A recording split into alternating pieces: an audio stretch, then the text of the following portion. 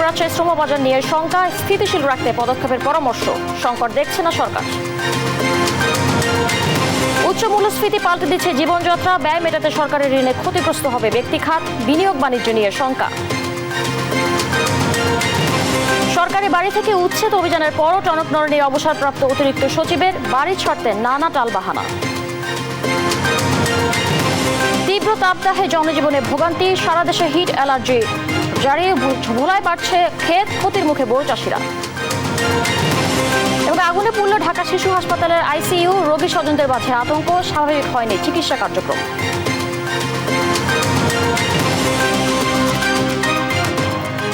দেখছিলেন শিরোনাম সংবাদ সকালে, আমি আছি করবি তৃষা। ইরান ইসরায়েল উত্তেজনায় মধ্যপ্রাচ্যের শ্রমবাজার নিয়ে দুশ্চিন্তা বাড়ছে। বাইরা মহাসচিব শামীম আহমেদ চৌধুরী নোমান বলছেন, অস্থিরতার কারণে দেখা দিতে পারে অনিশ্চয়তা। আর অভিবাসন বিশেষজ্ঞ সিআর আবরার মনে করেন, বাংলাদেশ সরকার ও মিশনগুলোর কূটনৈতিক তৎপরতার উপর নির্ভর করবে শ্রমবাজারের স্থিতিশীলতা। তবে প্রবাসী কল্যাণ প্রতিমন্ত্রী শফিকুর রহমান চৌধুরী বলছেন, চলমান পরিস্থিতিতে মধ্যপ্রাচ্যের শ্রমবাজারে প্রভাব পড়বে না। এ নিয়ে সজাগ রয়েছে সরকার। আজিজুর রহমান কিরণের রিপোর্টে দেখুন বিস্তারিত। সাম্প্রতিক ইরান ইসরায়েলের সংঘাতে উত্তেজনা এখন পুরো মধ্যপ্রাচ্যে, আর তাই এই অঞ্চলে কর্মরত প্রায় 28 লাখ বাংলাদেশি প্রবাসী শ্রমজীবীর কপালে চিন্তার ভাঁজ। বাংলাদেশের সবচেয়ে বড় বাজার মধ্যপ্রাচ্য পরিস্থিতির দিকে বিশেষ দৃষ্টি জনশক্তি রপ্তানিকারকদের সংগঠন Bangladesh association of international recruiting agency বায়রার। সংগঠনটির মহাসচিব মনে করেন, উদ্ভূত পরিস্থিতির কারণে কাজ হারাতে পারে অনেকেই। ভেরি ডিফিকাল্ট ফর আস এইসব চ্যালেঞ্জ মোকাবেলা করা, কারণ আমাদের ফিনান্সিয়াল একটা বড় রকমের শর্টেজ রয়ে গেছে। ইন্টারন্যাশনাল কমিউনিটির মধ্যে যে যদি ভয়েস রেজ, কারণ আমরা যে সেন্ডিং কান্ট্রি হিসেবে আমাদের একটা বড় রাইট রয়ে গেছে, সেটা যদি সেখানে জায়গায় যদি এইসব জায়গাগুলো তোলা সম্ভব হয়, যে এই ধরনের এই জব ডিসপ্লেসমেন্ট হয়ে যাবে, ইকোনমিক প্রবলেম হয়ে যাবে, এবং আমরা as a sending country will suffer lot. So এই যে হিউম্যান একটা বড় হয়ে যাবে, এই ক্ষেত্রে আমার মনে হয় অবশ্যই ফান্ড মিনিস্ট্রি এই ব্যাপারে কার্যকর ভূমিকা রাখবেন বলে আমি বিশ্বাস করি। 90 দশকের শুরুতে ইরাক কুয়েত যুদ্ধের উদাহরণ টেনে অভিবাসন বিশেষজ্ঞ সিআর আবরার বলছেন, এবারও অনেক শ্রমিক কাজ হারাতে পারেন। এ অবস্থায় সরকারকে এখনই সতর্ক হওয়ার আহ্বান জানান তিনি। এফেক্টিভ কূটনীতির মাধ্যমে এবং এই শ্রমবাজারকে যেন আমরা ধরে রাখতে পারি এবং আরও যেন সামনের দিকে এগিয়ে নিতে পারি এই মধ্যপ্রাচ্যে, তার জন্য এবং যে বিভিন্ন এই both private sector as well as government এবং ইন্টার গভর্নমেন্টাল কোঅর্ডিনেশনের মাধ্যমে সেখানে সংশ্লিষ্ট মন্ত্রণালয়গুলোর কোঅর্ডিনেশন করে অবশ্যই এখানে মানে আমাদেরকে নিতে হবে, উদ্যোগ আমাদেরকে নেওয়া দরকার। এই মধ্যপ্রাচ্যের বাজারগুলো যদি এখানে বিপর্যয় হয়, তাহলে অবশ্যই এখানে বিকল্প বাজারের ক্ষেত্রে আমাদের যথেষ্ট যত্নশীল হওয়া দরকার। প্রধানমন্ত্রীর নির্দেশনা মেনে সরকার বিষয়টিকে সর্বোচ্চ গুরুত্ব দিয়ে কাজ করছে বলে জানালেন প্রবাসী কল্যাণ প্রতিমন্ত্রী।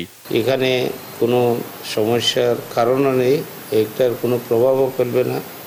আমার মনে হয় আমাদের যে সম্পর্ক আছে মধ্যপ্রাচ্যের সাথে, সেটা বহাল থাকবে এবং শ্রমবাজারও ঠিক থাকবে। প্রতিমন্ত্রী জানান, এরই মধ্যে অগ্রাধিকার ভিত্তিতে কাতার, দুবাই, ওমান সহ সৌদি সরকারের সঙ্গে ধারাবাহিক আলোচনা চালিয়ে যাচ্ছে সরকার। আজিজুর রহমান কিরণ, দেশ টিভি, ঢাকা। এদিকে মালয়েশিয়ায় বাংলাদেশি অভিবাসীদের মানবেতর জীবন যাপনে নিয়ে হতাশা প্রকাশ করেছে জাতিসংঘ। একই সঙ্গে অবৈধ উপায়ে দেশটিতে শ্রমিক নিয়োগে জড়িত নেটওয়ার্কের বিরুদ্ধে তদন্তের আহ্বানও জানিয়েছেন সংস্থাটি। এক বিবৃতিতে জাতিসংঘ বলেছে, কর্মসংস্থানের আশায় সরকারি নিয়ম মেনেই দেশটিতে যান অনেক বাংলাদেশি, তবে প্রতিশ্রুতি অনুযায়ী মিলে না কর্মসংস্থান। এতে চরম বিপাকে পড়েন তারা। আবার অনেকের ভিসার মেয়াদ শেষ করতে বাধ্য করা হয়। ফলে এই অভিবাসীরা গ্রেপ্তার, আটক, দুর্ব্যবহার এবং নির্বাসনে ঝুঁকিতে পড়েছেন। এ অবস্থায় বাংলাদেশি শ্রমিকদের শোষণ ও মানবাধিকার লঙ্ঘন না করতে প্রয়োজনীয় ব্যবস্থা নিতে বলেছে জাতিসংঘের মানবাধিকার বিষয়ক বিশেষ প্রসিডিউরস।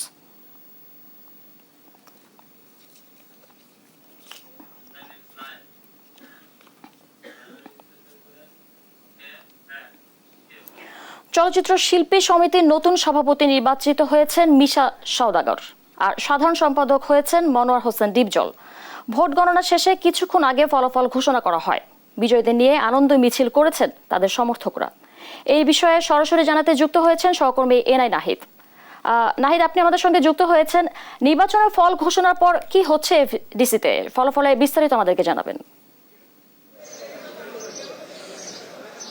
শুভ সকাল। ধন্যবাদ তৃষা। যেমনটা আপনি বলছিলেন একটু আগে, কিছুক্ষণ আগে নতুন কার্যকরী বাংলাদেশ চলচ্চিত্র সমিতি নির্বাচন কমিশনের দ্বিবার্ষিক নির্বাচনের পূর্ণাঙ্গ কমিটি গঠন করা হয়েছে, যেখানে নির্বাচিত হয়েছেন সভাপতি পদে মিশা সওদাগর এবং মনোয়ার হোসেন ডিপজল সাধারণ সম্পাদক হিসেবে। তা আমরা দেখতে পাচ্ছি এখন বিজয় উল্লাস, রাতভর নির্বাচনের ভোট গণনা শেষে এখন মিশা সওদাগর ফুলেল ভালোবাসা শিখতে হচ্ছেন। আমরা তার সাথে একটু কথা বলার চেষ্টা করি। মিশা ভাই,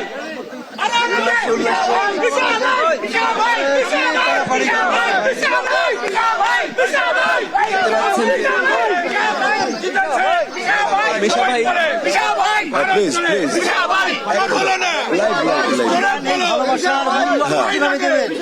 ও জীবন দিয়ে শোধ করা যাবে না, জীবন দিয়ে শোধ করতে পারবো না। আপনারা দেখেছেন আমি আমার টোটাল ফ্যামিলি আমেরিকায়, আমি আমাদের খেটে খাওয়া ভাই, আমার বোন, আমার চলচ্চিত্র পরিবার নিয়ে আমি আছি। এ নিয়ে আমার পারিবারিক ভাবে আমার খানিকটা ওই পরিবার, আমার যে পরিবার আমেরিকায় আছে, আমার ওয়াইফ, আমার বাচ্চারা আমার উপরে বিরক্ত, তিক্ত, কিন্তু আমি বললাম না, এটা এই পরিবার আমাকে ফোন দিচ্ছিল তোমার কি অবস্থা বিজয়, তখন আমি অলরেডি কমিশনার তখন দিচ্ছিলেন, আমাদের রেজাল্ট দিচ্ছিলেন। আমি বললাম পরে কথা বলে কেটে দিয়েছি আমি, তখন আমি আশা করি উনি খুশি হবে। এর মধ্যে তো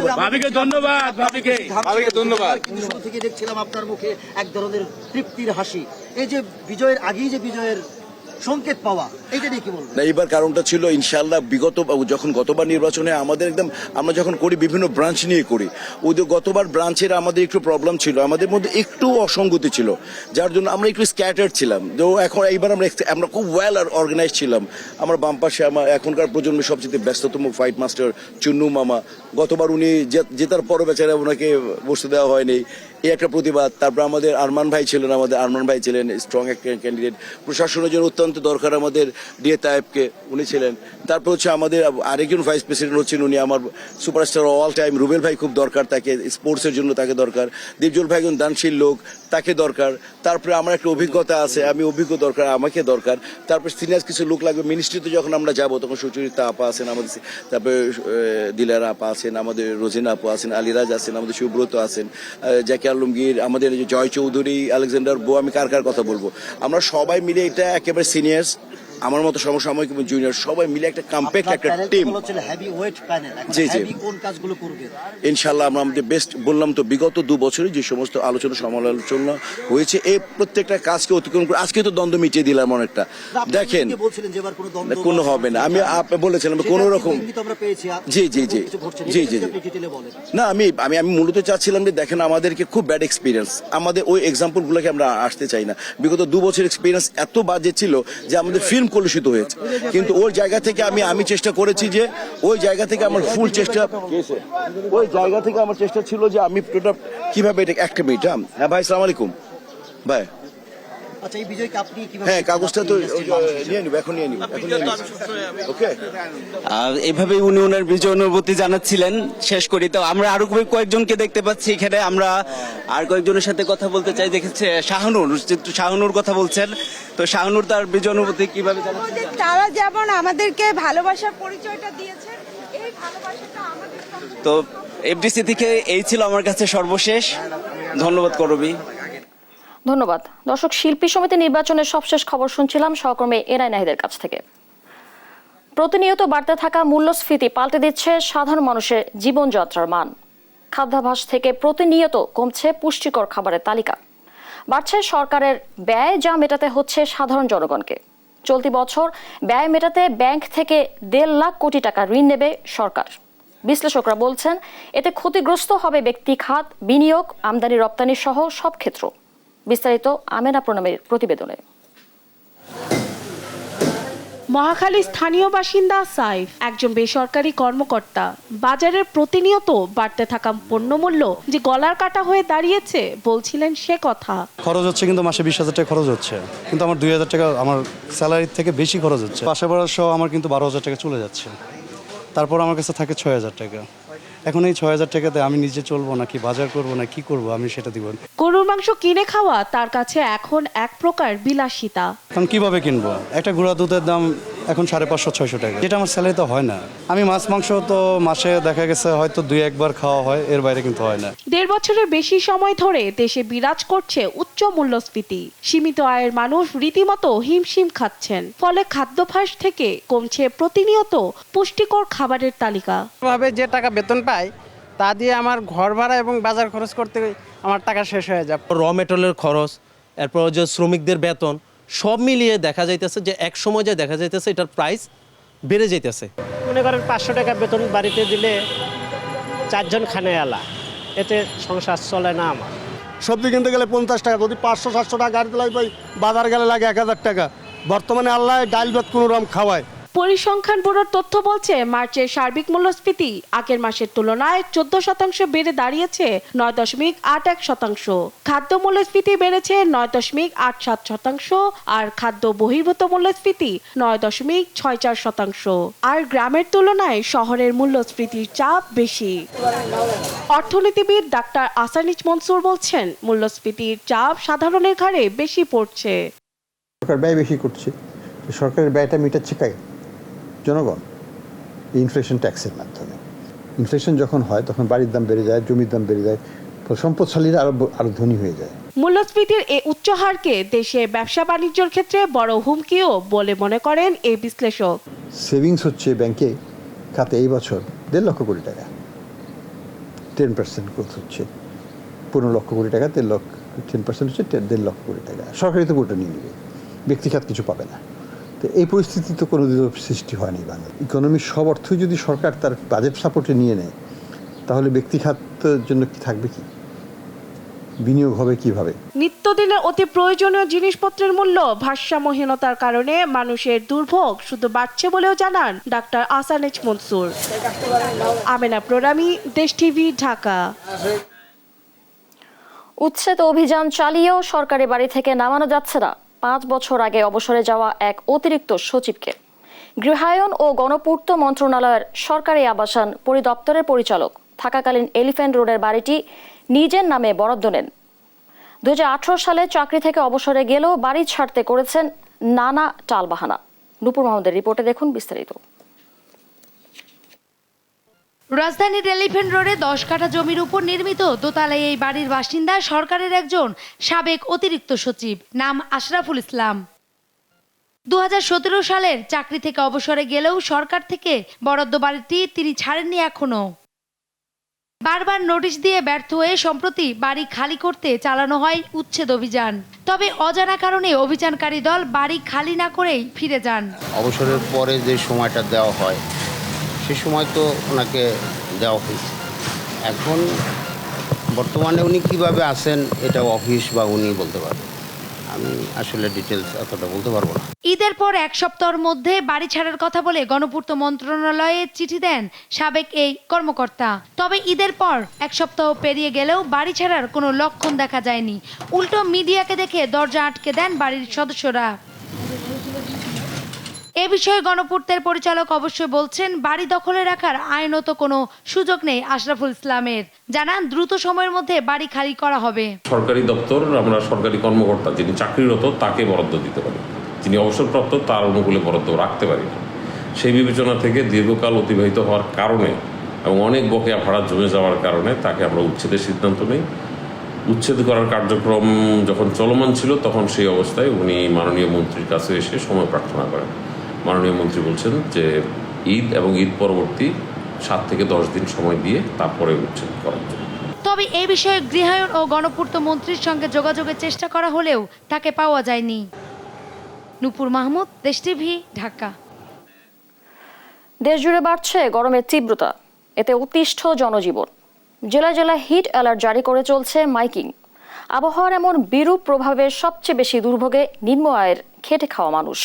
হাসপাতালগুলোতে বাড়ছে রোগী, আসছে সপ্তাহে তাপদাহ আরও বাড়বে এমন পূর্বাভাস দিয়েছে আবহাওয়া অফিস। সহকর্মী মাইনুদ্দিন আরিফ, খায়রুজ্জামান সেতু ও মীর শিশিরকে সঙ্গে নিয়ে আরও জানাচ্ছেন জুবাইর রাজিদ। বৈশাখের খরতাপে পুড়ছে দেশ। মেহেরপুরে গরমের তীব্রতা এতটাই বেশি যে অনেক সড়কে গলে গেছে পিচ। ভ্যাপসা গরমে হাঁসফাঁস অবস্থা শ্রমজীবী মানুষের, ক্লান্ত দেহে কিছুটা জিরিয়ে নেয়ার চেষ্টা।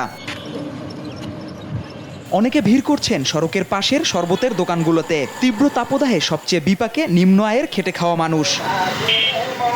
লোক তো গরমে অতিষ্ঠ যাচ্ছে, ভাড়া তো তেমন নেই, লোকে আসলে ক্লান্ত হয়ে যাচ্ছে, লোকে রাস্তাঘাটে চলতে পারতেছে না, এতটা অতিরিক্ত গরম পড়তেছে।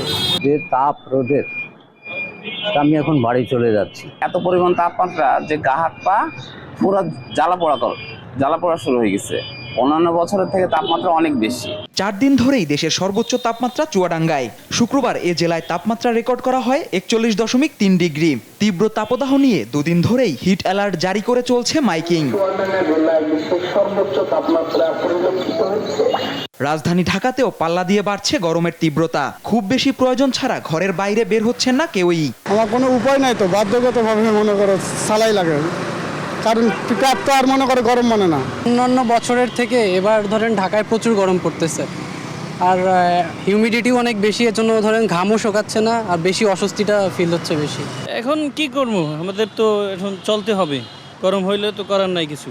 খুলনা অঞ্চলে আপাতত বৃষ্টির সম্ভাবনা নেই। আবহাওয়া অফিস বলছে আসছে সপ্তাহে তাপমাত্রা আরও বাড়বে। এই এপ্রিল মাস যেহেতু উত্তপ্ত মাস এবং এই সময় প্রকৃতি একটু বিরূপ থাকে এবং এই যে বিদ্যমান তাপপ্রবাহ সেটা এপ্রিল জুড়েই অব্যাহত থাকার সম্ভাবনা রয়েছে। তবে কোথাও কোথাও এই তাপপ্রবাহের আওতাধীন এরিয়া 21 তারিখের পর কোথাও কোথাও বিশেষ করে সিলেট, ময়মনসিংহ এবং চট্টগ্রামের কিছু অংশে কমে যেতে পারে। প্রচণ্ড গরমে রাজধানী সহ দেশের বিভিন্ন জেলায় হাসপাতালগুলোতে বেড়েছে রোগীর চাপ। জুবায়ের রাজিন, নিউজ ডেস্ক, দেশ টিভি। প্রচণ্ড তাপদাহে উপকূলীয় জেলা ভোলার বোরো চাষিরা ব্যাপক ক্ষতির মুখে পড়েছেন। টানা তাপদাহের কারণে ধানের পরাগরেণু ঝরে যাওয়ার পাশাপাশি রোদে ঝলসে যাচ্ছে ক্ষেত। এতে বাড়ছে পোকার আক্রমণ। এ অবস্থায় কাঙ্ক্ষিত ফলন নিয়ে চিন্তিত চাষিরা। ভোলা থেকে সহকর্মী ছোটন সাহার পাঠানো তথ্যচিত্রে বিস্তারিত জানাচ্ছেন আলনোমান। বিস্তীর্ণ ফসলের ক্ষেত জুড়ে বোরো ধানের সমারোহ। তবে গত কয়েকদিনের তাপদাহ, অতি খরা আর ঝড়ের কারণে বোরোর ক্ষেতে দেখা দিয়েছে বিপর্যয়। বিশেষ করে ঝরে যাচ্ছে পরাগরেণু, ঝলসে যাচ্ছে পাতা আর পোকার আক্রমণ বেড়েছে কয়েক গুণ। বিপর্যয় কাটছে না ওষুধ কীটনাশকেও। টেনশনে আছি, অতি তাপমাত্রা খুবই বেশি, এই জন্য কৃষি বিভাগ থেকে এখনো কেউ আসে নাই এবং রেণু ঝরিয়া যাইতেছে, ধান না পাওয়ার সম্ভাবনা বেশি। আমার 5 গোটা জমিতে মনে করেন রোদের সিজন, হ্যাঁ আমরা কৃষক অনেক ক্ষতি পর্যায়ে, কারণ এই রেণু ঝরিয়া গেলে ধান নষ্ট। বাড়তি লাভের আশায় অনেকেই এনজিও থেকে ঋণ নিয়ে বোরোর আবাদ করেছেন, যার ফলে ব্যাপক আর্থিক ক্ষতি হওয়ার আশঙ্কায় জেলার চাষিরা। রোদের কারণে পোকা মাকড়ের আক্রমণ খুবই বেশি। রেণু জড়িয়েছে, এই বেলাকায় টুনি আবার তুফান হয়েছে, তুফানে অনেক রেণু জড়িয়ে গেছে। এরই ক্ষেত্রে এই যে যা ধান ক্ষেত ওষুধ হাঁস ওষুধ দিতেছি, এটির কোনো কাজ করতেছে না। আগে দিতাম 5 কেজি, এখন দিত 10 কেজি, তাতেও কাজ করতেছে না। খরা এবং বাদলের কারণে আমাদের যে ইরি ক্ষেতে প্রচুর পানির প্রয়োজন, এই পানিটা এখন আমরা পাচ্ছি না, খাল শুকিয়ে যাচ্ছে। তবে সংকট দূর করতে কৃষকদের পরামর্শ দেওয়া হচ্ছে বলছেন কৃষি বিভাগ। পরাগরেণুটা আসে যেটা সকাল 10টা থেকে 11টার মধ্যে ওপেন হয়। এই সময় যদি ভারী বৃষ্টি, ভারী বাতাস এবং উচ্চ তাপমাত্রা থাকে, তাহলে পরাগায়ন ঝরে যাওয়া বা স্টেরাইল বা বন্ধ হয়ে যাওয়ার সম্ভাবনা থাকে। আমরা কৃষকদেরকে জমিতে 2 থেকে 4 ইঞ্চি পানি নিশ্চিত করার জন্য পরামর্শ দিয়ে যাচ্ছি।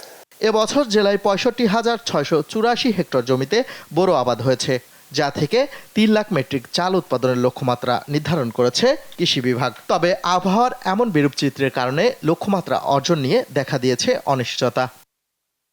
নিউজ ডেস্ক, দেশ টিভি। সংবাদ সকালে আরো থাকছে। পঞ্চগড়ের বোদা উপজেলা স্বাস্থ্য কমপ্লেক্সে খাদ্য সরবরাহে অনিয়মের অভিযোগ, কর্তৃপক্ষ ঠিকাদার যোগ সাজশে চলছে হরিলুট।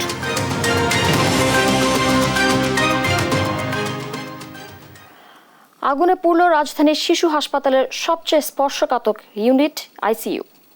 ফায়ার সার্ভিসের প্রায় 1 ঘন্টার চেষ্টায় নিয়ন্ত্রণে আসে আগুন। এতে কেউ হতাহত না হলেও পুড়ে গেছে পুরো কার্ডিয়াক আইসিইউ বিভাগ। ফলে চিকিৎসাধীন গুরুতর শিশুদের স্থানান্তর করা হয়েছে অন্য হাসপাতালে। ধারণা করা হচ্ছে এসি থেকে আগুনের সূত্রপাত। ঘটনা তদন্তে কমিটি গঠনের কথা জানিয়েছেন স্বাস্থ্য প্রতিমন্ত্রী। মঈনুদ্দিন আরিফের রিপোর্ট। এই ধ্বংসস্তূপ দেখেই ধারণা করা যায় কি ভয়াবহ আগুনে পড়েছে রাজধানীর আগারগাঁওয়ের ঢাকা শিশু হাসপাতাল। 1 ঘন্টার আগুনে পুড়ে গেছে হাসপাতালের 5ম তলার পুরো কার্ডিয়াক আইসিইউ বিভাগ। আগুন যখন পুরোপুরি নিয়ন্ত্রণে তখনও আইসিইউতে থাকা ভেন্টিলেটরগুলো জ্বলছিল নিভু নিভু করে, তবে সিটগুলো পুড়ে ছাই। এসি দেখে বোঝা যায় ঘটনা কত ভয়াবহ। এটা কিছু জানি না, এনে কেউই ছিল না, খালি দাও দাও করে ওইটার ভিতর আগুনটা ধরে উঠছে। মেয়েরে নিয়ে তাড়াতাড়ি করে বের হইছি, আর আমার ছেলেটার জন্য আমি আল্লাহর কাছে দোয়া করতেছি, আল্লাহ নি তার হায়াত নেক হায়াত বাড়াই দে। 5 তলার আইসিইউ থেকে প্রথমত আগুনটা লেগেছে, ঠিক আছে, লাগার পর আমি সাথে সাথে ফায়ার সার্ভিসকে কল দিছি। আগুন দেখে দিক বিদিক ছুটাছুটি শুরু করেন রোগীর স্বজনরা। ডাক্তার, আনসার এবং রোগীর স্বজনদের সহযোগিতায় আইসিইউতে থাকা শিশুদের দ্রুত সরিয়ে নেওয়া হয় হাসপাতালের অন্য বিভাগে। আগুন লাগছে আপনার 5 তলায়, আমরা 4 তলায় 5 তলায়, কিন্তু আমগো বাচ্চা তো আপনার এই লাইফ সাপোর্ট আছে, আইসিইউর ভিতরে সব বাচ্চা আছে, কিন্তু এই বাচ্চাগুলো এখন বর্তমানে অক্সিজেনের লেগে খুব সমস্যার ভিতরে আছে। লাগছে তখন বাচ্চাদের হিমোডায়ালিসিস চলতেছে অলরেডি, তখন বিদ্যুৎ অফ করে দিয়েছে, এখন আইপিএসের মাধ্যমে ডায়ালিসিস সম্পন্ন করছে, এখন বাচ্চা অক্সিজেনের সমস্যা। শিশুদের নিয়ে অনেক অভিভাবক হাসপাতালের বাইরের ফ্লোরেও অবস্থান নেন। এ সময় প্রচন্ড গরমে ভোগান্তিতে পড়ে শিশুরা।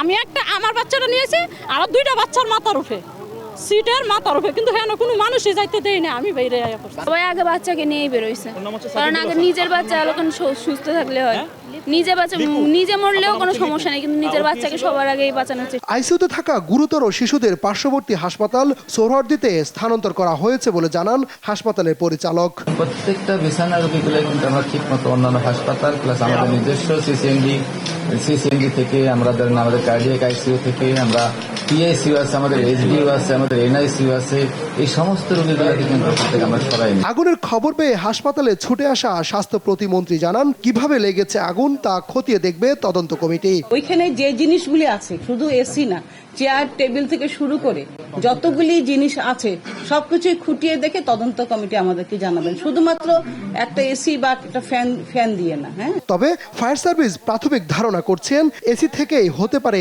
আগুনের সূত্রপাত। আমরা কোনো হতাহত পাইনি, প্রথমেই থেকেই ভিতরেও আটকা পড়ে যারা ছিল দ্রুত বের হতে সক্ষম হয়েছে, আমরা ওদেরকে বের করেছি এবং সেক্ষেত্রে ভিতরেও আগুন নির্বাপন পরবর্তী সময়ে আমরা পুরোটা সার্চ করে দেখেছি। ফায়ার সার্ভিসের 1 ঘন্টার চেষ্টায় দুপুর 1:30টায় লাগায় আগুন নিয়ন্ত্রণে আসে 2:40 আগুন নিয়ন্ত্রণে ফায়ার সার্ভিসের সঙ্গে যুক্ত হয় নৌবাহিনীও। মাইনুদ্দিন আরিফ, দেশ টিভি, ঢাকা। পঞ্চগড়ের বোদা উপজেলা স্বাস্থ্য কমপ্লেক্সের রোগীদের খাদ্য সরবরাহে অনিয়মের অভিযোগ উঠেছে। হাসপাতাল কর্তৃপক্ষের সাথে যোগসাজশ করে মাসের পর মাস নানা অনিয়ম করে খাদ্য সরবরাহ করছে ঠিকাদারি প্রতিষ্ঠান। সব অনিয়ম জেনেও কোনো ব্যবস্থা নেয়নি কর্তৃপক্ষ। পঞ্চগড় থেকে সহকর্মী রাশেদুজ্জামান বাবুর পাঠানো তথ্যচিত্রে টুম্পা আফরোজের রিপোর্ট। সরকারি হাসপাতালগুলোয় ভর্তি রোগীদের সুচিকিৎসা, সুষম খাদ্য ও নিরাপত্তা নিশ্চিতে সরকার প্রতি বছর বাজার দর অনুযায়ী দরপত্র আহ্বান করে। এক্ষেত্রে নিরূপণ করা হয়েছে প্রতি রোগীর দৈনন্দিন খাবার তালিকা। পঞ্চগড়ের বোদা উপজেলায় সরকারি হাসপাতালে প্রতিদিন খাবারে 175 টাকা বরাদ্দ থাকলেও রোগী ঠিকাদারি প্রতিষ্ঠান থেকে পাচ্ছে 100 টাকা। দীর্ঘদিন ধরে একই ঠিকাদারি প্রতিষ্ঠান কার্যাদেশ পাওয়ায় তারা কর্তৃপক্ষের সাথে যোগসাজশ করেই খাবার পরিবেশনে অনিয়ম করছে। রোগীদের খাদ্য তালিকায় সকালে পাউরুটি, কলা, ডিম, দুপুরে ভাত, সবজি, মাছ অথবা মুরগি এবং রাতে ভাতের সাথে মাছ সবজি দেওয়ার নিয়ম থাকলেও দেয়া হচ্ছে নিম্নমানের অপর্যাপ্ত খাবার। যেটি খাবার দেয় ওরা আমরা বাসায় খাই না, এটা দেয় তো ব্রয়লার মুরগি, আমরা তো ব্রয়লার মুরগি বাড়িতেই খাই না। এখানে মাছ দিছিল আর ব্রয়লার মুরগি দিছিল, পরিমাণে খুব কম। সপ্তাহে 2 দিন খাসির মাংস দেওয়ার কথা থাকলেও তার দেখা মেলে কালে ভদ্রে। এছাড়া বিশেষ দিনে উন্নত খাবার দেওয়ার কথা বলা হলেও তার যথাযথ ব্যবস্থা করা হয় না। নিম্নমানের খাবার, অস্বাস্থ্যকর খাবার, যেমন যে খাসির মাংস দেওয়ার কথা থাকলেও এখানে ব্রয়লার মাংস এবং পচা মাছ, যেগুলো মেনুর মধ্যে নাই, কিন্তু সেগুলোই পরিবেশন করা হয়। এ বিষয়ে তদন্ত করে প্রয়োজনীয় ব্যবস্থা নেওয়ার কথা জানান উপজেলা স্বাস্থ্য ও পরিবার পরিকল্পনা কর্মকর্তা। আমি আপনাদের কাছে অভিযোগের প্রেক্ষিতে আমি তদন্ত করব যে অ্যাকচুয়ালি কতটুকু মাংস দেওয়া হয়েছে এবং চার্ট অনুপাতে যতটুকু মাংস দেওয়ার কথা যদি না দেওয়া হয় বা কম দেওয়া হয় সেই অনুপাতে তার বিল হিসেবে কম দেওয়া হবে। হাসপাতালে মান ও সঠিক পরিমাণ বজায় রেখে খাবার পরিবেশনের প্রত্যাশা রোগী, স্বজন সহ সংশ্লিষ্টদের। নিউজ ডেস্ক, দেশ টিভি। সংবাদ সকালে আরো থাকছে। 4 দিন পরও পানির নিচে মরুশহর দুবাই, ভোগান্তিতে প্রবাসী বাংলাদেশিরাও। স্বাভাবিক হয়নি বিমানবন্দরের কার্যক্রম।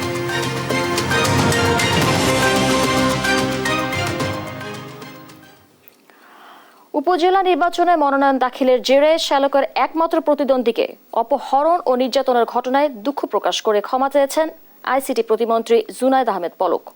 শুক্রবার সকালে রাজশাহী মেডিকেল কলেজ হাসপাতালে নির্যাতিত দেলোয়ারকে দেখতে গিয়ে তিনি সাংবাদিকদের বলেন, দোষীরা ছাড় পাবেন না। রাজশাহী থেকে কাজী সাহেদের রিপোর্ট জানাচ্ছেন মাহমুদ হাসান। গেল সোমবার অনলাইনে মনোনয়নপত্র জমা দেওয়ার পর নাটোর জেলার নির্বাচন অফিসে গেলে উপজেলা চেয়ারম্যান প্রার্থী দেলোয়ার হোসেনকে গাড়িতে তুলে নেওয়া হয়। সিসিটিভি ফুটেজে দেখা যায় দেলোয়ারকে জোর করে গাড়িতে তুলছেন কয়েকজন। দেলোয়ার হোসেন প্রতিদ্বন্দ্বিতা করছেন উপজেলা আওয়ামী লীগের সাধারণ সম্পাদক লুৎফুল হাবিব রুবেলের বিরুদ্ধে। আলোচিত এ লুৎফুল কবির তথ্য ও যোগাযোগ প্রযুক্তি প্রতিমন্ত্রী জুনায়েদ আহমেদ পলকের শ্যালক। পরে অপহৃত দেলোয়ার হোসেন সহ 4 জনকে বেধড়ক মারধর করে আহত অবস্থায় ফেলে যায় দুর্বৃত্তরা। আহত অবস্থায় তাদের ভর্তি করা হয় রাজশাহী মেডিকেল কলেজ হাসপাতালে। চিকিৎসাধীন উপজেলা চেয়ারম্যান প্রার্থী দেলোয়ার হোসেনকে দেখতে শুক্রবার সকালে রামেক হাসপাতালে যান প্রতিমন্ত্রী পলক। দেলোয়ার সহ 4 জনের চিকিৎসার খোঁজ খবর নিয়ে চিকিৎসা ব্যয় বহনের প্রতিশ্রুতি দেন তিনি। যিনি আহত হয়েছেন দেলোয়ার হোসেন পাশা ভাই, তার চিকিৎসার জন্য আমি দেশের বাইরে থেকেই আমাদের রাজশাহী মেডিকেল কলেজের অত্যন্ত সুযোগ্য দায়িত্বশীল পরিচালক শামীম ভাইয়ের সাথে যোগাযোগ করি এবং উনি খুব আন্তরিকতার সাথে বরাবরের মতোই আমাদের রাজশাহী মেডিকেল কলেজের হাসপাতালের দায়িত্বশীল যারা চিকিৎসকবৃন্দ আছে তারা দ্রুত তাকে আইসিইউতে নেন। এ ঘটনায় জড়িতদের কোনো ছাড় দেওয়া হবে না বলেও জানান তিনি। প্রাথমিক যে তথ্য প্রমাণ, ভিডিও ফুটেজ এবং আদালতে যে আইনগত যে স্বীকারোক্তি, তো তার ভিত্তিতে পুলিশ অনুসন্ধান করছে, তদন্ত করছে। তার প্রেক্ষিতে যাই তদন্তে আসবে, যারাই এর সাথে জড়িত থাকবে, তাদের বিরুদ্ধে পুলিশ নিরপেক্ষভাবে কোনো প্রভাব খাটাবে না, কেউ প্রভাব মুক্তভাবে তারা ব্যবস্থা নেবে। সেই ঘটনায় যদি দোষী সাব্যস্ত হয়ে আমার ভাই বা আমার কোনো আত্মীয় বা আমার সংগঠনের কোনো নেতাকর্মী বা কোনো পদের কেউ থাকে, আমার কোনোই এই ব্যাপারে কোনো হস্তক্ষেপ থাকবে না। অপহরণের পেছনে প্রতিমন্ত্রী পলকের শ্যালক রুবেলের হাত আছে বলে আদালতে স্বীকারোক্তিমূলক জবানবন্দি দিয়েছেন গ্রেপ্তারকৃতরা। নিউজ ডেস্ক, দেশ টিভি। দীর্ঘ বছর পর বঙ্গবন্ধু জাতীয় স্টেডিয়ামে জাতীয় দলের ক্রিকেটাররা সকালে রানিং অনুশীলন করছেন। তারা এ বিষয়ে জানাতে সরাসরি যুক্ত হচ্ছেন সহকর্মী রিফাত আনজুম। রিফাত, আপনি নিশ্চয়ই আমাদেরকে শুনতে পাচ্ছেন। জাতীয় দলের কার্যক্রমের বিস্তারিত আমাদেরকে জানান।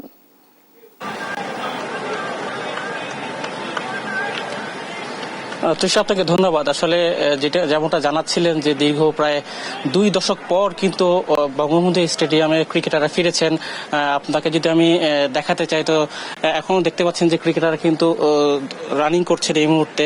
সকাল থেকে কিন্তু শুরু হয়েছে এই ক্রিকেটারদের এই রানিং প্রোগ্রামটা, যেটা কিন্তু সবচেয়ে বড় যে বিষয়টা হচ্ছে কি, বাংলাদেশ দলে যে নতুন কন্ডিশন কোচ রয়েছেন নাথান কিয়েলি, তিনি কিন্তু তার ক্রিকেটারদের ফিটনেসটা কিরকম সেটা একটু পরখ করতে যাচ্ছেন। তারই অংশ হিসেবে কিন্তু এই জায়গাটাতে এইখানে একটা রানিং এর ব্যবস্থা করেছে ক্রিকেট বোর্ড। এইখানে কিন্তু বাংলাদেশ ক্রিকেটের একটা বহুত পুরাতন ইতিহাস রয়েছে এই ক্রিকেটকে নিয়ে। এই স্টেডিয়ামে কিন্তু বাংলাদেশের যে ক্রিকেট, প্রথম টেস্ট ক্রিকেট যেটা শুরু হয়েছিল এখান থেকে হয়েছিল। তারপর দীর্ঘ প্রায় 2005-এর পর থেকে কিন্তু মিরপুরে চলে যাওয়ার পর কিন্তু এই স্টেডিয়ামে আর কোনো খেলা হয়নি।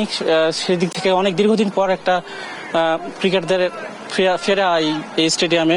আর একটা বিষয় হচ্ছে কি, সামনে যেহেতু বিশ্বকাপ, টি-20 বিশ্বকাপ রয়েছে, প্লাস অনেকগুলো আন্তর্জাতিক সিরিজ রয়েছে, অনেক ম্যাচ খেলতে হবে বাংলাদেশ দলকে। ক্রিকেটার যারা রয়েছেন তারা যাতে ফিট থাকেন সেই হিসেব করে কিন্তু শুধুমাত্র যারা বিশ্বকাপের দলে যারা থাকবেন বা তারা কিন্তু নয়, এছাড়া টেস্ট বা টি-20 স্কোয়াডে যারা থাকবেন বা যারা রাডারে রয়েছেন সবাই কিন্তু এই ফিটনেস টেস্টে অংশ নিচ্ছেন। আপনারা দেখতে পাচ্ছেন যে ক্রিকেটার কিন্তু এখন দৌড়াচ্ছেন, প্রায় 1600 মিটার দৌড়াবেন এখানে এই পুরো ট্র্যাকটাকে বঙ্গবন্ধু স্টেডিয়ামে। সেদিক দিয়ে হয়তো বা সকাল থেকে যে শুরু হয়েছে, সকাল 6টা থেকে শুরু হয়েছে, এখন মধ্যে চলছে এই ক্রিকেটারদের এই ফিটনেস টেস্টের পরীক্ষাটা। তো এদিক দিয়ে বলতে গেলে যে ক্রিকেটাররা হয়তো বা প্রচন্ড গরমে আরো কয়েকদিন পর শুরু করবে আরো তাদের পরীক্ষাটা। আন্তর্জাতিক ক্রিকেটে যে বড় যে একটা পরীক্ষা রয়েছে, সেই বড় একটা পরীক্ষার মধ্যে কিন্তু ইয়ে করবে। তো এখান থেকে এখন পর্যন্ত দেখা যাচ্ছে ক্রিকেটাররা দৌড়চ্ছেন, তো কিছুক্ষণ হয়তো শেষ হয়ে যাবে। তো এই ছিল আমার কাছ থেকে সর্বশেষ মিরপুর। ধন্যবাদ। দর্শক, জাতীয় স্টেডিয়াম থেকে ক্রিকেটারদের সবশেষ খবর শুনছিলাম সহকর্মী রিফাত আঞ্জুমের কাছ থেকে। জমিজমা সংক্রান্ত বিরোধের জেরে পাবনার ঈশ্বরদীতে দুই গ্রুপের সংঘর্ষে খায়রুল ইসলাম নামের একজন নিহত হয়েছেন। শুক্রবার বিকালে উপজেলার শাহাপুর ইউনিয়নের চর গড়গড়ে আল হজ মোড় এলাকায় এ ঘটনা ঘটে। সংঘর্ষে প্রতিপক্ষের একজনের বাম হাতের কবজি শরীর থেকে বিচ্ছিন্ন হয়ে যায়। এ ঘটনায় আরো 20 জন আহত হয়েছেন। তাদের বেশ কয়েকজনকে অবস্থা আশঙ্কাজনক। এলাকাবাসী ও পুলিশ সূত্রে জানা গেছে, কয়েকদিন আগে জমিজমা সংক্রান্ত বিরোধের জের ধরে দুই গ্রুপের লোকজনের মধ্যে কথা কাটাকাটি হয়। এর জেরে শুক্রবার বিকাল 3:30টার দিকে সংঘর্ষে জড়ায় দুপক্ষ। এবার আন্তর্জাতিক প্রসঙ্গ। ইতিহাসে নজিরবিহীন বৃষ্টিতে 3 দিন পরও পানির নিচে দুবাই। বিভিন্ন আবাসিক এলাকায় জলবদ্ধতা তৈরি হওয়ায় আটকা পড়েছে বহু বাসিন্দা। স্থানীয়দের পাশাপাশি ভোগান্তিতে পড়েছেন প্রবাসী বাংলাদেশিরাও। তাদের নৌকায় করে উদ্ধারের চেষ্টা চালাচ্ছেন উদ্ধারকর্মীরা। এদিকে রানওয়ে পানিতে ডুবে থাকায় এখনও স্বাভাবিক হয়নি দুবাই আন্তর্জাতিক বিমানবন্দরের কার্যক্রম। ফলে চরম ভোগান্তিতে আছেন হাজারো যাত্রী। অন্য কর্মকারের ডেস্ক রিপোর্ট। মরুর বুকে বন্যা, চারিদিকে অথই পানি। জীবনে এমন পরিস্থিতির মুখোমুখি হতে হবে তা হয়তো স্বপ্নেও ভাবেননি দুবাইবাসী। 8 দশকের ইতিহাসে নজিরবিহীন বৃষ্টির 3 দিন পেরিয়ে গেলেও এখনো পানির নিচে দুবাইয়ের বেশিরভাগ এলাকা। ডুবে আছে রাস্তাঘাট ও দোকানপাট, তলিয়ে গেছে বিভিন্ন আবাসিক এলাকা। ফলে আটকা পড়েছেন বহু বাসিন্দা। স্থানীয়দের পাশাপাশি চরম ভোগান্তিতে পড়েছেন প্রবাসী বাংলাদেশিরাও। বহুত মানুষের ক্ষতিগ্রস্ত হয়েছে, গাড়ির পানির তলে ডুবে আছে, এমনকি আমার গাড়ির পানিতে ডুবে আছে, ব্যবসা বাণিজ্য বন্ধ। ঈদের পর থেকেই তো মনে করো কাজ আছে, কিন্তু তো ওখানে পানি চলে যাইতে পারি না। এখানে সবার রুমে পর্যন্ত পানি, কোমর পরিমাণ পানি, কেউ কাজ আসতে পারতেছে না, শ্রমিকরা অনেক কষ্ট করতেছে। ব্যবসা বাণিজ্য এখন সব বন্ধ। এখন ব্যবসা বাণিজ্য যদি না চলে আমরা ফ্যামিলি কি করে চলবে, আর আমরা বা কিভাবে চলবো? রুমের মধ্যে থাকার কোনো পরিবেশ নেই। আমার বেড পর্যন্ত, বেডের উপরে এক হাত উপরে আমার পানি। আমার লাইফে আমি 17 বছরে এই প্রথম দেখতেছি। আটকে পড়াদের উদ্ধারে জোর তৎপরতা চালিয়ে যাচ্ছেন স্বেচ্ছাসেবীরা। নৌকা নিয়ে বিভিন্ন এলাকা ঘুরে ঘুরে অভিযান পরিচালনা করছেন তারা। এরই মধ্যে পাম্পিং মেশিন দিয়ে অতিরিক্ত পানি নিষ্কাশনের কাজ শুরু করেছে মিউনিসিপ্যাল কর্তৃপক্ষ। পরিস্থিতি স্বাভাবিক হতে আরো 3 থেকে 4 দিন লেগে যেতে পারে বলেও জানানো হয়। এখানে প্রায় সব এলাকাতেই পানিতে তলিয়ে আছে। ভবনগুলোতে কোনো বিদ্যুৎ নেই, পানি নেই, এমনকি অনেক বাসাতে খাবারও নেই। আমরা উদ্ধার কাজ চালানোর পাশাপাশি তাদেরকে যেভাবে পারছি সাহায্য করার চেষ্টা করছি।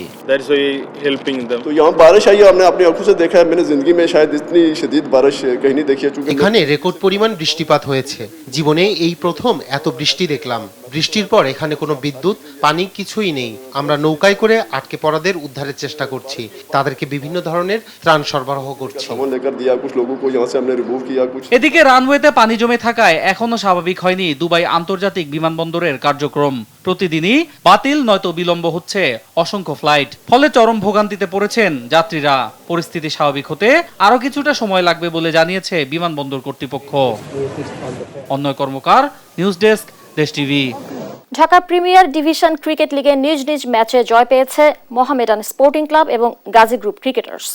ব্রাদার্স ইউনিয়নকে 5 উইকেটে হারিয়েছে মোহামেডান। মিরপুরে টস হেরে ব্যাট করতে নেমে দলীয় 61 রানে 5 উইকেট হারায় ব্রাদার্স। শেষ পর্যন্ত মাত্র 135 রানে অল আউট হয় তারা।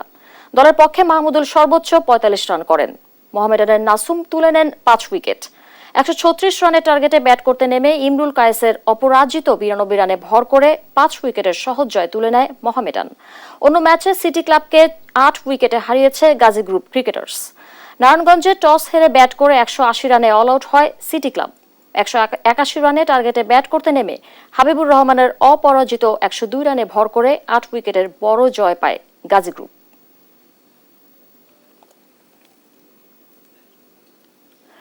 বাংলাদেশ প্রিমিয়ার লিগ ফুটবলে নিজ নিজ ম্যাচে জয় পেয়েছে আবাহনী লিমিটেড এবং বাংলাদেশ পুলিশ। শেখ জামালকে 2-1 গোলে হারিয়েছে আবাহনী।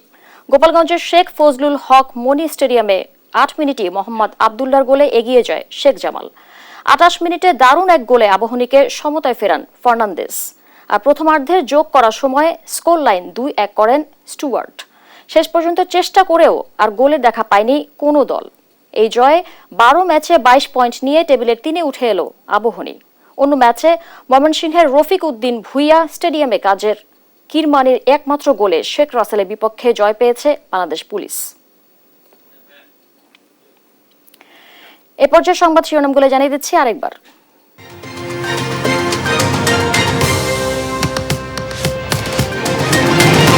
ইরান ইসরায়েল উত্তেজনা, মধ্যপ্রাচ্যের শ্রমবাজার নিয়ে শঙ্কা, স্থিতিশীল রাখতে পদক্ষেপের পরামর্শ, সংকট দেখছে না সরকার। উচ্চ মূল্যস্ফীতি পাল্টে দিচ্ছে জীবনযাত্রা, ব্যয় মেটাতে সরকারের ঋণে ক্ষতিগ্রস্ত হবে ব্যক্তি খাত, বিনিয়োগ বাণিজ্য নিয়ে শঙ্কা। সরকারি বাড়ি থেকে উচ্ছেদ অভিযানের পরও টনক নড়ানি অবসরপ্রাপ্ত অতিরিক্ত সচিবের, বাড়ি ছাড়তে তার নানা টালবাহানা।